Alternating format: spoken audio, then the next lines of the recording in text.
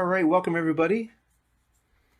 Just do the normal spiel where everyone gets settled. Now that brings us to what Artful Minds is. And Artful Minds is simply an online community. Its focus is on the artist's artistic development and growth. It's a place to have meaningful discussions and to get feedback.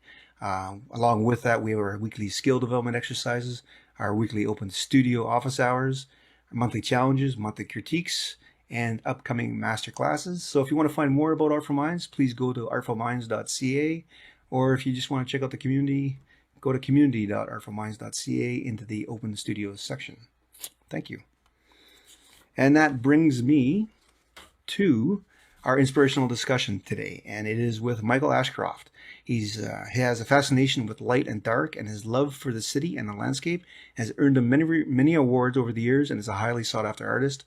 Michael is a member of the Royal Institute of Oil Painters and the Manchester Academy of Fine Arts, and has exhibited in the Royal Society of British Artists, the New English Artists Club, the Howard de Walton Exhibition, excuse me, and the Royal Academy Summer Exhibition in London. Welcome, Michael. How you doing? Good to hear. Good to hear. I'm just gonna spotlight you here. Just give me a second. Fantastic. So I am going to go through. I'm going to share my screen and go through quite a few photos of your work. Just give me a second here. And as I'm scrolling through, if you can just give a introduction of yourself in your own words. Yeah, well, my name's Michael John Ashcroft. I'm an oil painter from the north of England, somewhere near Manchester. I've been painting for around 25 years, but I started much earlier than that.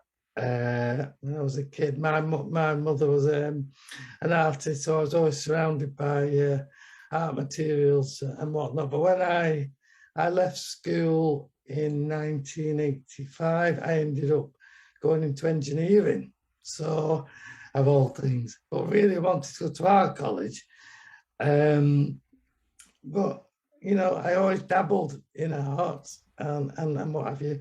But it was in 1998 when I was diagnosed with a brain tumor that I got more into art and more serious about it after that.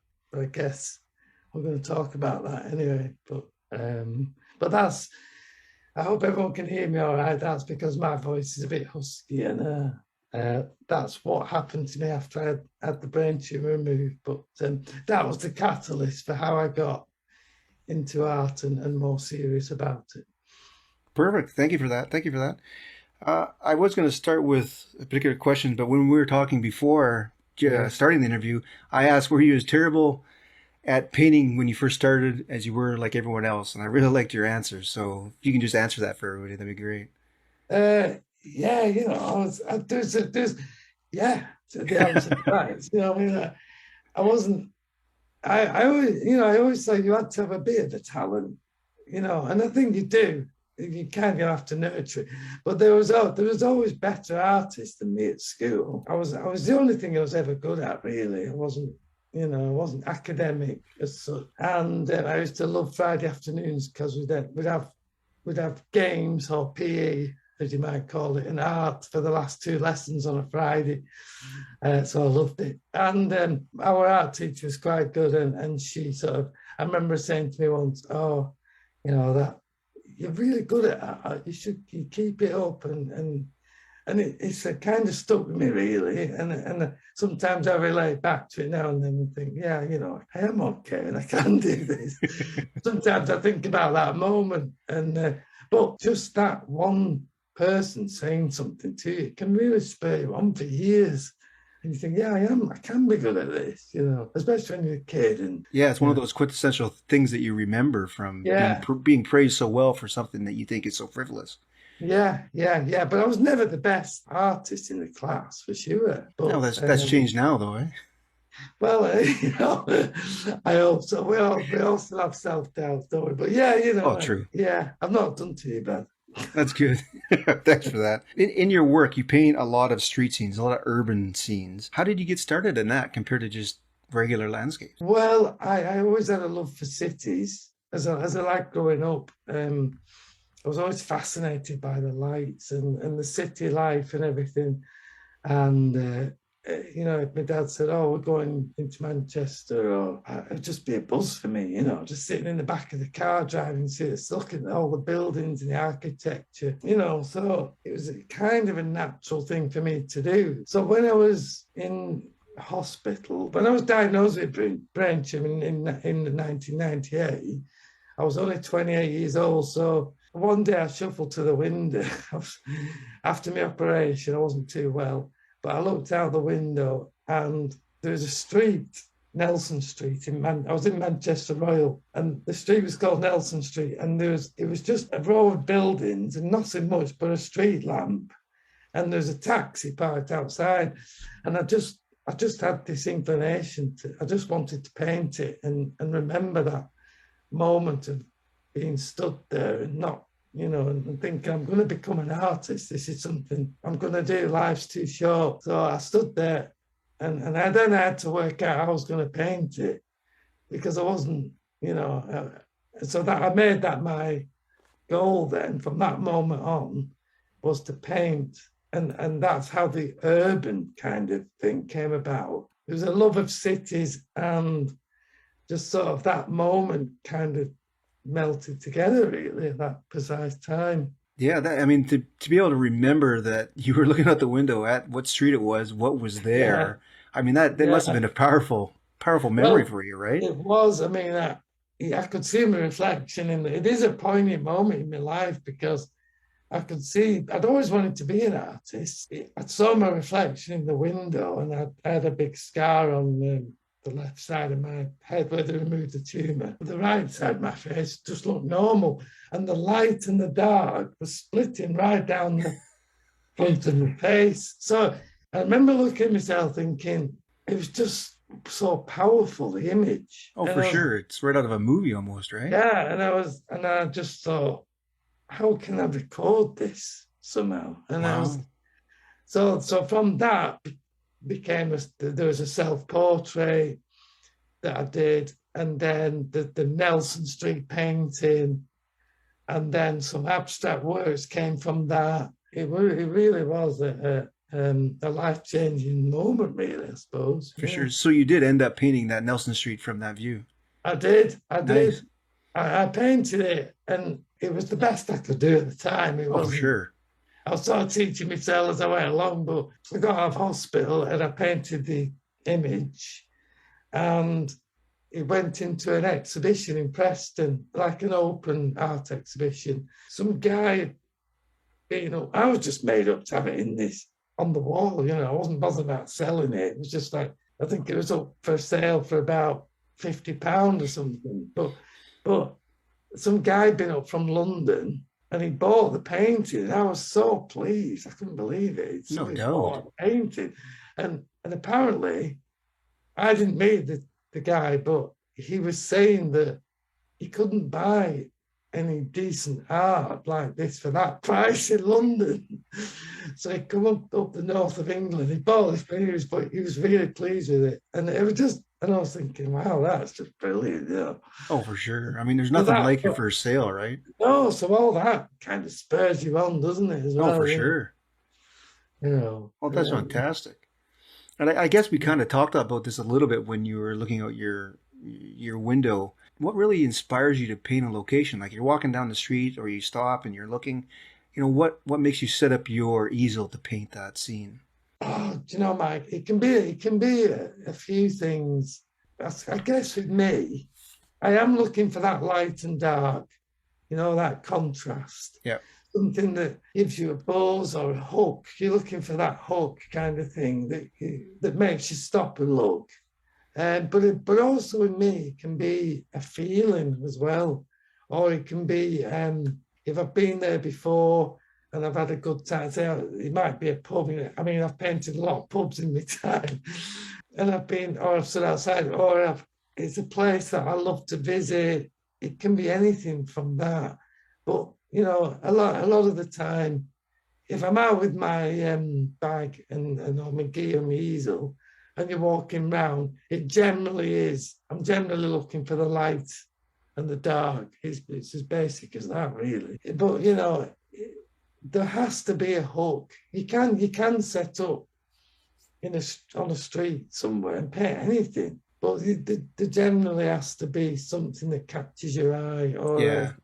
some kind of light, or a person sat on a bench, or Now, when you set up, do you anticipate that hook is coming? Like, you know where the sun's coming? Say if you've yeah, been to the yeah, place yeah, before, right? You know the yeah, sun's going to hit that absolutely. building, so you're going to start a painting now.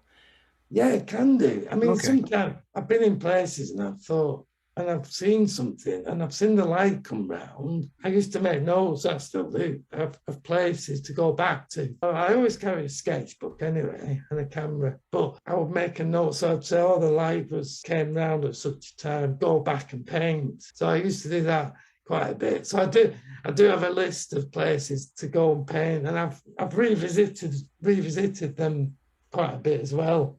So I will go back to the same spot and paint again. Yeah, yeah. And I guess that gives you a more familiarity with it, so you can almost get into it faster, right? Yeah, yeah, yeah, Yeah. absolutely, yeah, yeah. Because once you've done it, yeah, I mean, when I started painting, playing air, I was so buzzing all the time. Couldn't wait to get out. Couldn't wait to get out. And Yeah. I'd be doing 3 or sometimes 4 a day, and it was by the time you got to the third painting, you were hitting them. They were spot on. But you could do your first one and it was rubbish. Yeah. Your second one wasn't so bad. But I always thought by the time you get to your third painting, it was pretty good. I guess that's something to think about too. Paint more than Yeah. one a day, right? If you're going to go out there. Well, I did then. I mean, I'm not Yeah. saying I do it now. Okay.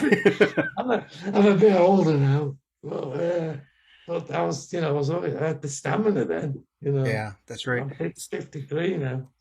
I mean, it looks like from your website and from all the things I see on Instagram, it's pretty much all plein air. So do you just paint from life only? No, it's not. No, no, it's not Okay. all plein air. I mean, when I first started, I solely worked in the studio. That's all the work I did. So I was doing a lot of urban work then in the late 90s, early 2000s. So I would go out sketching, taking photographs, come back to the studio, plan out compositions, ideas. But I was doing a lot of sort of dusk or night scenes then, nocturnes, but in the studio, from ideas and places or streets. So a lot of Manchester at the time. I was enjoying it, and then I started going to art clubs and mixing with a lot of artists, and a friend of mine and myself, we were talking about, I think it might have been Constable one day, or I'd been to see his oil sketches at the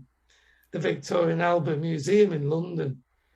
John Constable's oil sketches, and they just blew me away. They were like, and they were just a 6x8 small oil sketches done on plein air with his box, and they just blew me. They just blew me away. So I just thought I have to try this plein air thing. So a friend of mine and myself bought a box and everything, and we went out, and she was diabolical. I mean, it was like, I was thinking I was just going to go out and paint what I do in the studio, Yeah, yeah, yeah. outdoors, and do it the same. But it's totally different. It was completely different. And I remember going back to the studio thinking, why can't I do this? Just the same paintbrush and everything. Yeah, yeah. It's a humbling experience, eh? Yeah, it's just completely different. But yeah, I enjoyed it being out. So I stuck at it, and couldn't believe how painting outdoors just brought the studio work on so quick. I couldn't believe it, the speed of it. From what I learned, I thought I was a good painter in the studio, but after painting outdoors, it taught me so much about colour, shadow, tone, etc., Yeah. that the studio work just went up another level. Yeah, it's true what they say, right? Painting from life elevates your artwork. Oh, absolutely. Yeah. And I would never have said that back then. I mean, I do now, but I would never have said that back then. It would make such a difference, but it really did. Yeah. Well, it's nice that you stumbled across those little sketches and get the inspiration to do it, right? Yeah. Yeah. I still go back and see him. Oh, but yeah, I'm so jealous that you have those museums at your fingertips. I tell you, Yeah, I had an opportunity to see Tom Thompson's plein air sketches when I was in Ottawa, yeah, and same thing. It inspired. I was plein air painting at the time still, but I was looking at them just in awe, and yeah. how quickly they must have been done because the thick brushstrokes in there, and I think I was inspired for 2 years after that. Yeah. Yeah. It's good to be able to take inspiration from artists like that, really. One of the things when I used to go to the hospital, when I used to visit the hospital in Manchester, like I was there quite a lot for checkups and things. And I always used to go and visit Manchester Art Gallery and the Whitworth Gallery. And I'd always make it so I'd go to the hospital and then I'd always go and visit the gallery after, and it'd be kind of a nice end to the day. But I learned so much from just seeing some great painters. You know, one of my favourite painters I always used to go and look at was Lucian Freud's Oh, no doubt. self portrait. You know, and it's every time I'd see something different in it or something new, and I just every time I'd look at it, I just couldn't wait to get home and paint. And I think that's what the difference is, because I've seen those portraits in books and magazines all the time, Yeah. and I find them interesting and intriguing, but I'm never inspired from them. But I know when I go to museums and I see artwork in real life and you get to experience it, it's entirely different, isn't it? Yeah, absolutely. Seeing it in the flesh. We recently went to see the Walter Sickert exhibition in London, a British painter who used to paint the old music halls and things. Oh, interesting. And, you know, just great painters. John Singer Sargent exhibition, you know, last couple of years ago. And Man, I'm so jealous. So you jealous. have to have a trip over. Oh, definitely, definitely. One day. With your plein air pieces, though, do you ever go out and you figure, yeah, that's going to make a nice enlarged studio painting? So do you ever use your plein airs as studies to do larger Oh, studio yeah. work? Yeah. Yeah, for sure. Yeah. Now, how do you go about that? Because your studies maybe what, that biggest 12 by 16?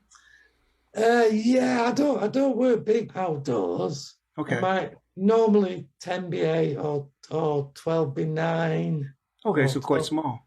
yeah, 12 by 10. Because for me, if you're painting the light, then you've got to be quick and get it down. You know, you've got what, an hour or 2 hours maybe at max. But you know, other artists can work quick. I have a good friend of mine, Rob, and he can do these big paintings. He's incredible, and he can Wow. just get them down as quick as anything. Everyone's different, of course, Yeah. but I like to do. I get not bored easily, but I like to get it down, get the moment, the atmosphere and stuff, and then move on or whatever. But if I like the painting when I get back to the studio, I'll then work it up to a bigger one. Okay. Do you just go straight from the study to the large one, or do you do any work in Yeah, between? I can do. I can do. It depends. It depends what mood I'm in. Yeah, I can understand that. I mean, if I'm feeling confident, I can do it. Yeah. And some days I can go in the studio and not feel confident at all. But I do. I will grid it up as well. Oh, interesting. So I use a grid. Uh, Yeah. yeah, you can put a cellophane on your study and put a grid over it. Oh, that makes it easy. Yeah, and then grid it up onto a bigger piece. Yeah, for Yeah. sure. Okay, since you put cellophane on it, then do you also do when you do your mixes, do you test the value Yeah, to you the could original? do. Yeah, I have done that. Oh, okay. I have done that in the past.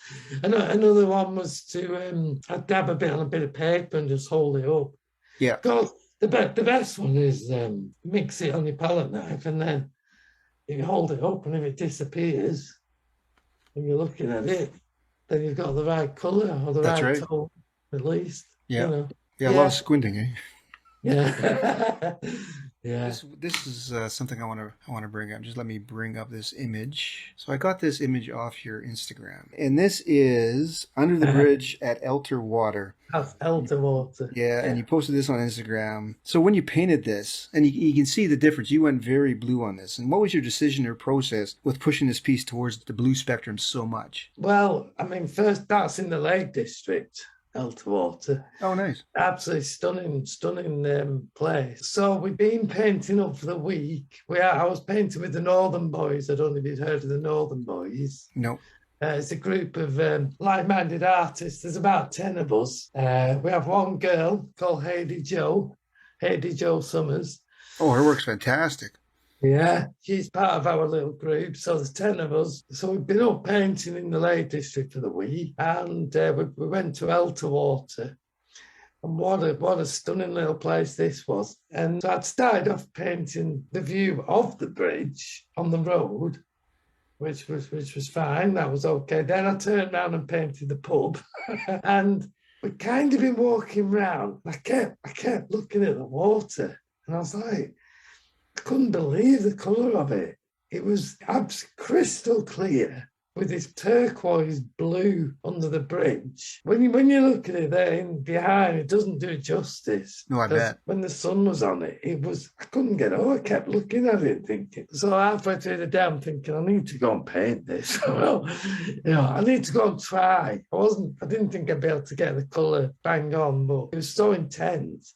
And then so I'd I'd done the pub, and I'd had a pint at the pub, and I'd had my lunch. And then I said to a friend of mine, I'm going to go and paint under the bridge. It really was just, I wasn't thinking of it being a finished painting or anything.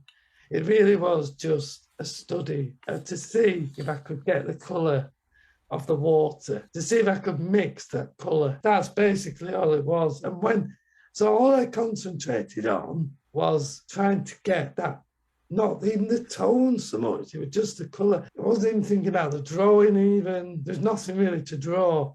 So that was all it was about. And when I took it back to the studio, I couldn't get over how blue it was. Oh, interesting. So you didn't really realize how blue it was until you got it back. Because I was just literally concentrated on getting that colour and mixing it. Because one thing I was not taught, well, we used to go painting with a fellow called John McCombs. He used to be president of the Royal Institute of Oil Painters, of which I'm a member now. We used to go painting with him up above Manchester every week. He used to say, mix the colour on your palette and take 5 minutes, take 10 minutes mixing that colour of what you're painting in front of you. The shape. I better start from the beginning. We had to pick 12 shapes in the landscape. This was his thing. So you pick 12 shapes. So you might pick the hill, you might pick the field, the sky, so that's 3. You might pick a house, the 4, 5, 6. So he said, never pick more than 12 shapes. Start your first shape, mix your colour. So he'd say, I want you to take 5 minutes mixing that colour. Take 10 minutes mixing that colour. And I was like, he go, no. Is that colour right? Is that the right colour that you're looking at? And I go, yeah, it's not far off. He said, get it right. Make sure, only put it on when you think that colour's right. So, and I thought, right. He said, take 5 minutes, take 10 minutes. So I'd mix it. And I thought, I've been mixing for 5 minutes. And he'd be like, yeah, that's pretty good. Yeah. And then he said, right, now put it in. Take 30 seconds to put it in. Say, bang, put it in. And by the time you've done each shape like that, I'd stand back and I'd be like, I could never believe it. Interesting. That was all I realised what needed to make a painting, and it wasn't a lot. It was just observation and time and being patient and mixing. Yeah, especially when you're trying to get such a rich color as the water. Yeah, right? so that when I did the water, I just remember what John used to say: mix the color, take your time, don't put it on till you think it's right, and Yeah, because if you count your shapes, 1, 2. Well, there's probably not 12 shapes. You got maybe like 6 main shapes. Yeah, I kind of lost. Sometimes I do go back to it. When I lose my way, I do go back to that process. Yeah. But I don't use it religiously now. No. Because, That's fascinating. I've never heard of it like that. But I can understand it because, you take your time getting the right value, the temperature, the hue of the color itself, and then you put it on more spontaneously. So it gives it a more fresh look instead of being overworked, I guess. Yeah, sense, exactly. Right? Yeah. Yeah. And I could never get over how Man, now I'm gonna have to try that. Thanks. Yeah, some of my friends still say, "Go on, what did John used to say?" We'd all do it again. It was like it really worked. Well, But that's yeah, fascinating. yeah, I yeah, really yeah. like that. Next week and a half or next couple of weeks, I think I'm gonna have to try that because Yeah, that's give it quite a inspiring. I go. never thought about that before. Yeah, it really does work, but it might not be for everyone, but Well, regardless, I think it's a great exercise because you're focusing on the large shape, the large masses, and the spontaneity of the painting. I yeah, mean, that yeah, to me just sounds so intriguing. yeah, yeah, yeah. And then I used to put some little flicks around, Yeah, and then that'd be it, finished. nice, nice. But that's how that painting came about, anyway. Okay, So it yeah, was no, I not, love that. yeah, it was never meant to be a finished painting. But it was enjoyable. Oh, for sure. I mean, the colors just turned out amazing on it. So, Yeah, kind of an yeah. easy question, I guess. And I think I know the answer, but how would you categorize or describe your current style of painting? Well, you say easy, Mike, but I've never. I'm not good at category. I suppose I guess I'm a realist painter, traditional impressionism. Yeah, I don't represent. I don't know. Yeah, representational, I guess. yeah, with flares of impressionism, depending on what Yeah. strikes you, right? Do you know what, Mike? I don't really categorize it in a sense that you kind of just. Yeah, it's a funny, isn't it? I guess you should categorize it, but Oh, no, I was just I'm curious. like, yeah, no, it's a good question. I do always struggle with that one. All right, Yeah, no just worries. paint. No, yeah, exactly, right. Marnie, I think you had a question. Give her a chance I before she did. comes. I was starting to actually type it out, and it was taking me way longer. Do you, your edges are so crisp. You have such beautiful, clean lines in your paintings, and even your clouds have hard edges, and then you just flick off to a soft edge. Do you use mostly a palette knife, or are you using both brush and palette knife? And I use both a brush and a palette knife. So if say I'm doing clouds, I will. I love doing clouds, by the way. I love doing skies. I don't know what it is about them, but I'll kind of put some put a loaded palette knife, put a loaded knife on of paint, put the blue in, put the cream or the white in, whatever, and then I'll use the brush to just mix it around. So then I'll scrub it harder where I want it soft, or then I'll just knife where I want it hard and just leave it. I tend to think you can overwork the sky. You've got to be quick with it. You've got to be really quick and just go with the feeling and just bang it in. With a building, if I want a hard edge, I'll load the palette knife up and I'll just put the edge of the knife on the edge of the building, put it on, and then just pull it back, and that creates a hard edge. So it's pretty, you can't. It's difficult to get a hard edge with a brush, yeah, to be honest. well, it's beautiful, and I love your skies too. Oh, thank you. You paint a lot of green skies, and it's unusual. Is that just an interpretation, or? I do like the luminosity of a sky. So I'm always drawn to that ochre kind of yellow feel, but then there's always that green hue to it. So if you look at it, you would see like a yellow on the horizon, and then there was always a green, and then it would merge into a blue, whatever. Yeah. I was always fascinated by that coolness leading into the warm, but I always try and create a luminosity to it, which I quite like, Well, you succeed very well. Oh, Beautiful. thank Thank you. you. Thank you. That was a great statement, Marnie. I had to go back and look at his images, and yeah, a lot of his skies have this green hue. I didn't even notice that. That's Yeah. fascinating. We have a question from Lorna Rose. I'd like to know if you have a palette you always start from. I do. I never used to do, but it does make life a lot easier.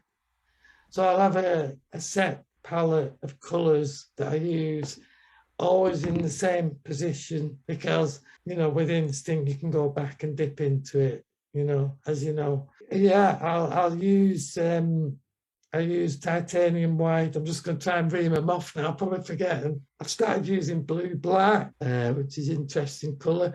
I've started using a Michael Harding warm grey, which is a lovely grey, opaque grey, which you can work into mixes and beautiful. Started using that.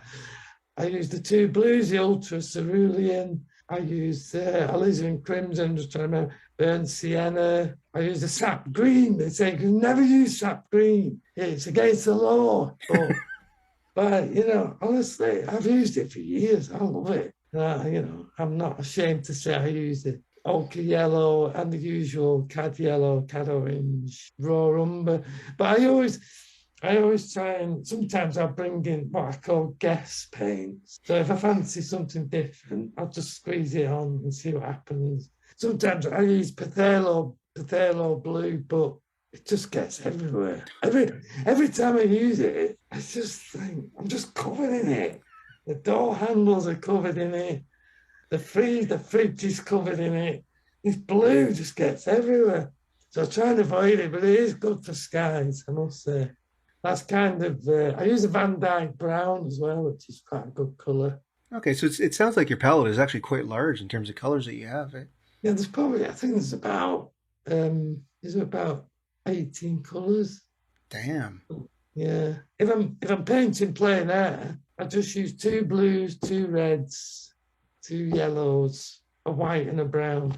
Yeah, kind of the standard. Yeah. Have you ever challenged yourself and gone with like just a triad or something like that? You mean like a zone? Yeah, like a Zorn or just a random triad. Yeah, sometimes I'll do a limited palette, but no, I kind of play it safe. I mean. Yeah. I'm a bit of a wuss. Yeah, well, they're so challenging. Every time I just want to pull my hair out every time I do like a triad or something. Given that you do a lot of urban landscapes, what do you think, or what was the hardest for you? What was the most challenging about an urban landscape? Yeah, was it the buildings? Was it the people? Was it the perspective? I don't know, man.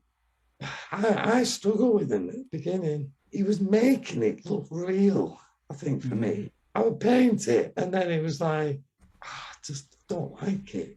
You know, I just don't like it. It just doesn't look real. One of the tricks that I did to make it better was I would always find, you know, the horizon. So I'd always find the vanishing point and put a little red mark on where it was on my eye line and dot it. And then whatever happens, all them buildings then will come into that vanishing point. Because what I think what was happening was I was never getting the perspective right. And when I did that, it really did transform, you know, the paintings. They seemed to look more real. But I never used to put a lot of people or figures in the work. I mean, one of my favourite painters was Hopper.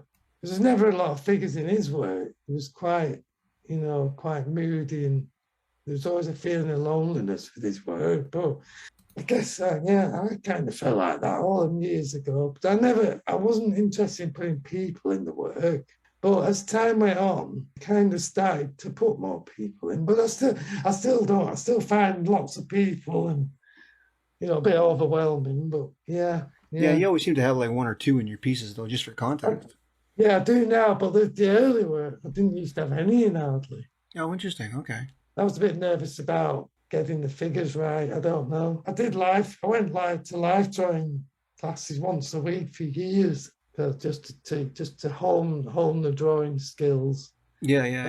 And then I started my own live drawing class for a few years, and then so I never stopped drawing either. So. Sandra has a question. You mentioned creating luminosity in your paintings. What do you do to achieve that? Oh, it's tricky. I would use a white for the sky. So I always start with a white.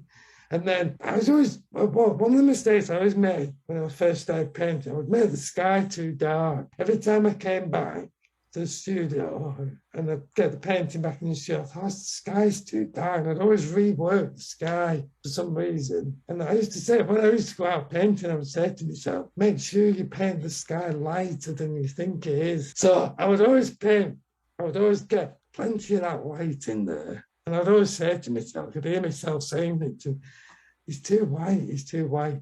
So then I would always put yellow ochre, and then I would put like a Windsor lemon or a cad pale yellow. Because what he did, it was like an acid. Or yeah, they even do that without the yellow ochre. You could do that on its own. But I was always add a bit of cerulean blue as well. So I would add a touch of cerulean blue and then the Windsor yellow or the cad yellow pale. And it always used to give a lovely green hue.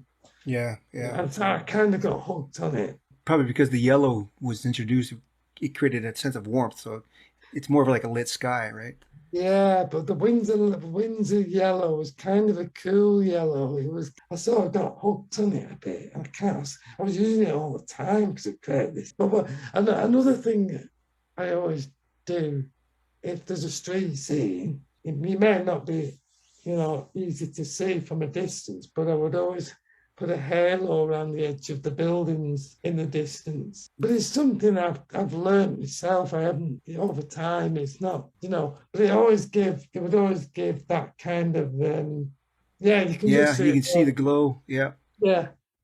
Yeah, you can see it on the edge. Yeah, so it's a little bit more high chromatic around the edge of the building than the sky itself, right? Because I see when you look out, when you're painting outdoors, and it actually is, it is there if you look closely. Yeah, and I can also notice that the right-hand side seems to be a little more cooler, and as you come towards the building, it becomes a little more warmer as well. Yeah. See, there's loads of figures in that one. What am I talking about? You got to do the rule, right? Yeah, that's in Venice, the Basilica. That's nice. Cool. That's an interesting little tip about making a halo around the objects. I'm gonna have to try that. Now this has got to be an easy question. So what's the largest painting you've ever completed? Oh, the largest one. It just sold recently, one of my exhibitions. I think it was 6 foot by. Oh, damn. It's probably, you might not think it's that big, but it was 6 foot wide by 3 foot.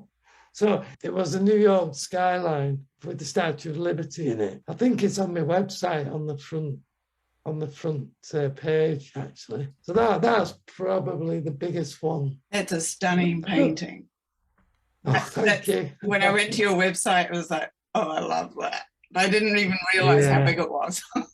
Oh yeah, it was quite big, and with the frame and everything, it was. And in the flesh, it really did. It doesn't really do it justice, I don't think, on my website, but it really did. Was it done on a panel or canvas? It was on panel. I very rarely work on canvas, to be honest. I always work on board. And do you prime it with the gesso or primer or oil ground? Yeah. Actually, my dad does it for me. He's part of the team. He's really good, actually. He does them all for me. But it's 3mm MDF, and then it's sealed and it's sanded. Then it's primed with a gesso, and then it's sanded and primed 3 times doing that. And then there's a final smooth sand on top. Smooth surface then. Yeah, but I don't like working. I'm quick to tell him when he's not sanded it. Because I do like a smooth surface. Yeah, which is why I find canvas a bit. It doesn't really work for me because I will tend to go in and put detail in as the painting comes to a finish. And I always find canvas just can't get them little flicks. It just never seems to work for me. But everybody's different. Just because of the texture more than anything, probably. Yeah. It's probably why you get such sharp edges as well as by using the very smooth panel. Yeah, absolutely. Yeah, that is definitely a reason. Yeah. Now, I am very curious, though. How long did it take you to paint that piece? I started it when we're in 2022 now. I started it about 4 years ago, to be honest. Wow. And then I left it. For a while, and then I went back to it. Then I left it again. Then I was planning to go to New York, and then to do some more work because I was having an exhibition. And then lockdown happened. And then the exhibition was then in Manchester, so it was then called From Manchester to New York. So then I picked it up again, the painting, and finished it for the show. It was it's been ongoing, but I've not been working on it all that time. Yeah, but still, it must have been a relief to finally get it finished and framed and It hung. was. Yeah. It was. And, you know, I thought I'd finished it, and I was kind of thinking to myself, yes, you know, that's the biggest one of them. And then my wife always comes in, and she's always part of the process, to be honest. She'll come in and go, yeah, That's all I said, go on, what? I should say, yeah, I need something in that water. And actually, if you look at it, I said, what? She said, it needs something. And I said, yeah, you don't know what you're talking about. Go on. Oh, come on. Yeah. And then as soon as she's gone, I'm thinking, what is it? What does it need? So I ended up putting a flash of blue across the water. You'll probably see it if you look at it. Yeah, I'm going to bring it up right now. Yeah. So if you look at the blue across the water. Yeah, right in the middle where it crosses the boat. Foreground. Yeah, in the foreground. Oh, I see. It needed it to give it the push, the perspective. Yeah. Lift, to take your eye to the boat, to the dock, to the statue. It needed that. And as soon as I put it in, I thought, wow, she's right again.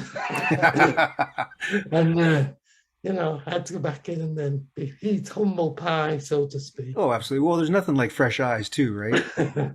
Yeah, she's very good like that. Yeah. Yeah. Looking at things in fresh eyes always helps. And if someone has a fresh eyes, sometimes you got to eat that humble pie, right? Well, this is interesting. What was involved in being a member of the Royal Institute of the Oil Painters?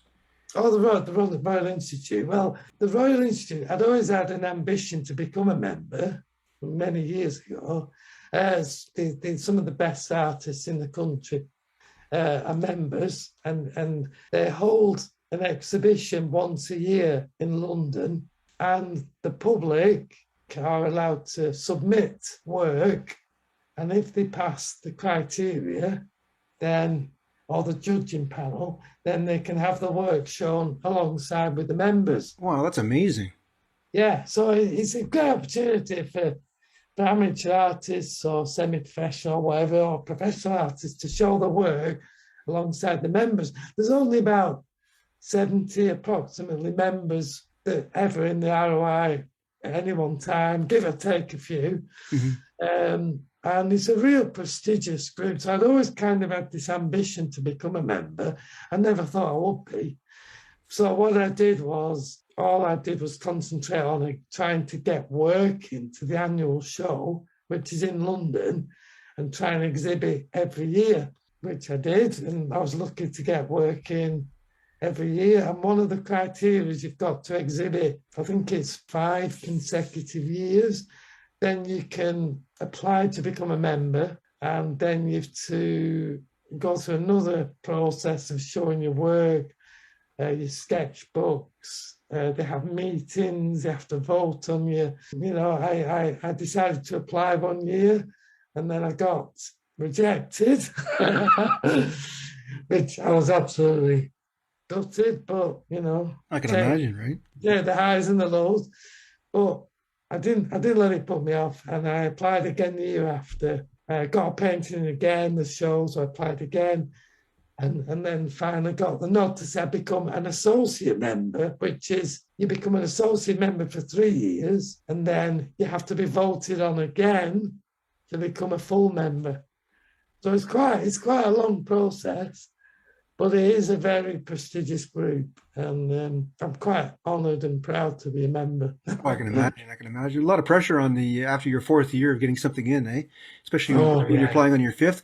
If you don't get in all those previous years, I guess you got to wait until you get 5 consecutive, right? Yeah, absolutely. Man, that's a lot of pressure. I never thought I'd be a member, to be fair, but... Congratulations, of course. Thank you. That kind of brings me to this question here, and probably doesn't apply so much now, but probably more in your earlier years. But how did you manage any discouragement or rejection?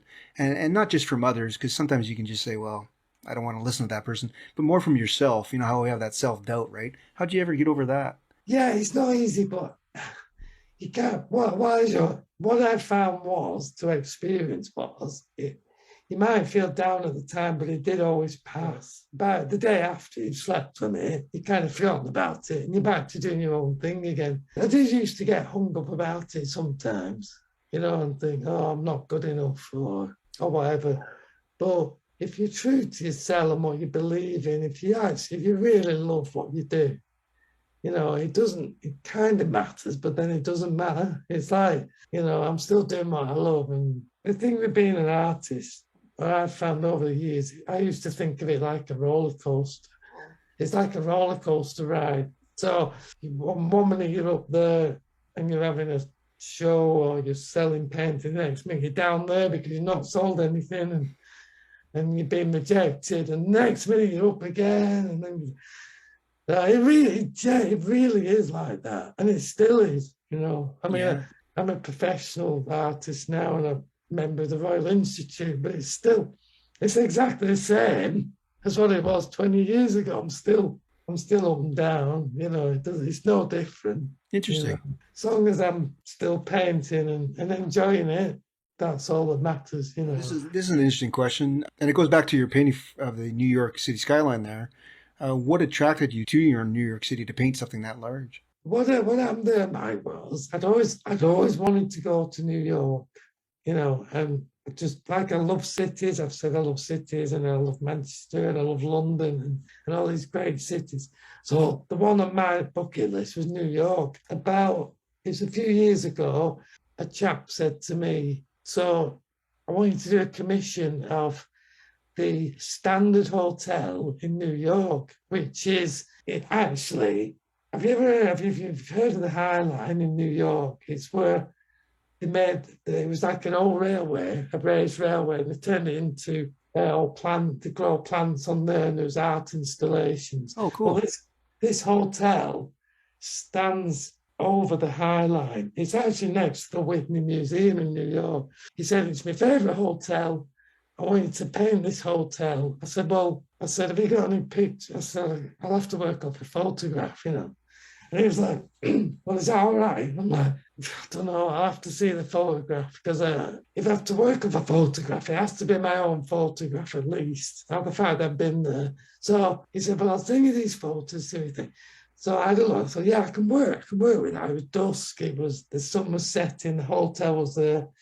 So I painted this picture, and he said, so you've not been to New York? I said, no. He said, but I'm going to take you. So I was like, yeah, right. Okay, that's it. Anyway, true to his word, his secretary rang me up and said, do these days work for you? And I was like, yeah. And next thing I knew, I was on business class flying to New York. And we stayed in the Standard Hotel that I'd just painted. It was incredible. So he went off and did some business, and I went off sketching and painting and what have you. And just absolutely loved it. Loved the city. Fell in love with it. Wanted to go back. We went back again for my wife's 50th. And then decided to do an exhibition, and then the pandemic happened. So yeah. We had a great show in Manchester. So it was half Manchester work and it was half New York work. And it was, I think it was a sellout show. It was pretty good. So it was, I can't wait to go back. I absolutely love it. So I guess that'd be one of the very highest peaks of the roller coaster you've ever been on, eh? Yeah, it was, yeah. Yeah, it was pretty good. So there's no place to go but down from there, I assume, eh? Well, we're coming to the end of here. We've done our hour. One of the last questions I want to ask you, though, what piece of advice would you give yourself maybe 5 years ago? Thinking back, I probably used to worry about the future and kind of, will I be any good? Will I be any good? What will my paintings be like? Will they sell? And looking back, it's been fine.